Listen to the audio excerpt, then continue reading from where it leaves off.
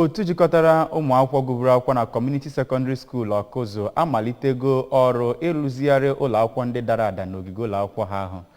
Ya bụ ọrụ bụ naanị otu ndị gụrụ n'agbata afọ 1991 ruo 1997 na ya bụ ụlọ akwụkwọ ndị eji Unity Group wee malụ n'Awkuzu malitere ya. Chidimma Ikanyonwu ga-akọrọ gị akụkọ nke ọma.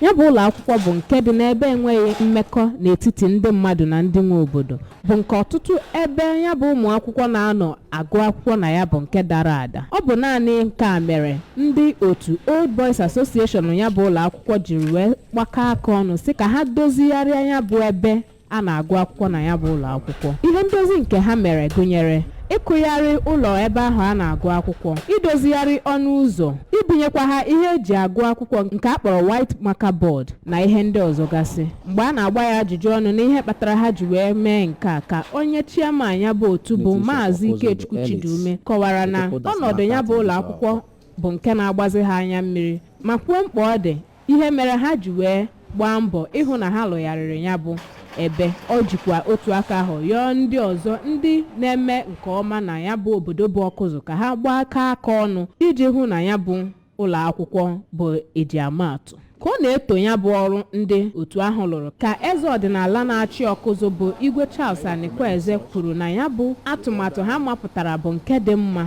ma kpọzie ndị ntorobịa ndị obodo ahụ ka ha gbaa mbọ hụ na ha ga-enwe mmasị na ọrụ nkụzi iji wee nye aka belata ụkọ ndị nkụzi na-akọ, ọbụna dịka ha na-eche ka gọọmenti wetara ha ndị nkụzi.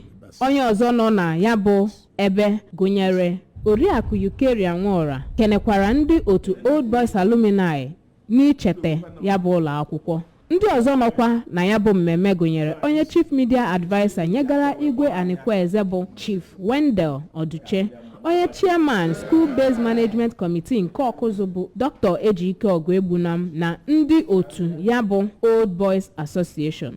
Site na Awkuzu, Chidimma Ikanyonwu, akụkọ ụwa ABS.